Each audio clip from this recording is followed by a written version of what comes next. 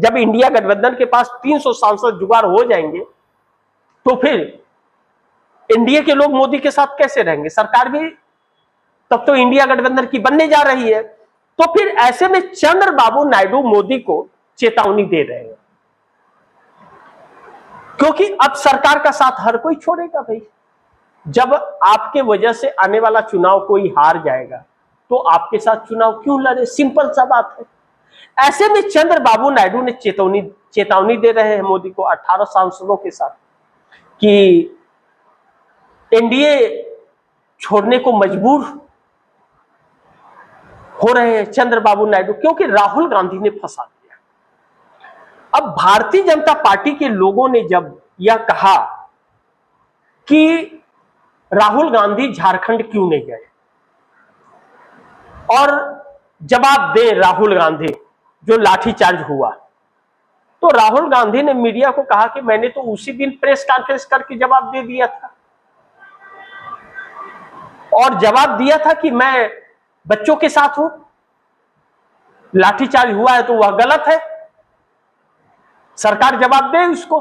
हेमंत सोरेन की गठबंधन की सरकार है, कांग्रेस के सहयोग से सरकार है, लेकिन सरकार के साथ तो खड़े नहीं हुए राहुल। तो अब नीतीश और नायडू जवाब दे कि जंतर मंतर पर जो पैलेट गन चले या बिहार में AK-47 चला, लाठीचार्ज हुआ, उसका जवाब अब नीतीश नायडू को भी देना पड़ेगा। अब यह सवाल खड़ा होने लगे हैं नीतीश नायडू पर। तो नीतीश तो भागे पर आए हैं, लेकिन चंद्रबाबू नायडू कहां भागेंगे? अब नस्लार यूनिवर्सिटी के बच्चों को लेकर के चंद्रबाबू नायडू ने मोदी सरकार को संकट में डाला कि अपने मंत्रियों को आप समझाइए वरना का सरकार गिर जाएगी आपकी। अब और ऐसे में मनन कुमार मिश्रा जैसे लोगों का इस्तीफा अब मांगा जा रहा है। अब अगर मोदी ने मनन कुमार मिश्रा का इस्तीफा लेने में कानाकानी की तो फिर संकट आएगी। और Manan Kumar Mishra bar council of India के सिर्फ चेयरमैन नहीं है, भारतीय जनता पार्टी के राज्यसभा सांसद भी हैं, तो डबल झटका मोदी के लिए।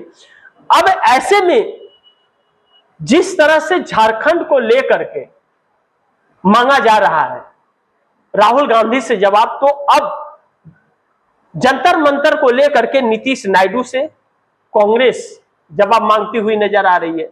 और जवाब मांगती नजर आ रही है तो अब वह एनडीए गठबंधन छोड़ने को मजबूर हो रहे हैं। राहुल गांधी ने भी फंसा दिया बुरी तरह। अब ऐसे में नीतीश नायडू को भी जवाब तो देना ही होगा, लेकिन भारतीय जनता पार्टी में भी भगदड़ अचानक मचने लगा। वह भगदड़ कैसे?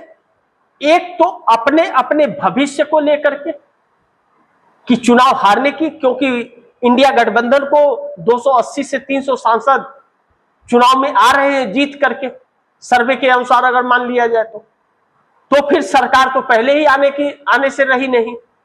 तो एनडीए गठबंधन के लोग भी अपना गला फंसाने क्यों जाए? वह अपना गला निकालना चाहते हैं गठबंधन से।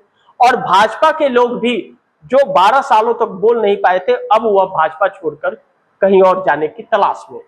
तो ऐसे में नरेंद्र मोदी की मौजूदा सरकार हिलती और गिरती हुई नजर आ रही है, क्योंकि उन्हें अगर अपना भविष्य संवारना है, ये थोड़ी कि सरकार का कार्यकाल पूरा हो जाए उसके बाद जाएंगे, तब तो लोग कहेंगे ही, तब तो और भी उनके पीछे पड़ेंगे। अपनी भूल को सुधारने के लिए प्लस पॉइंट रहेगा ताकि अपनी भूल सुधार ले। तो ऐसे में मोदी और शाह बहुत कमजोर हो रहे हैं।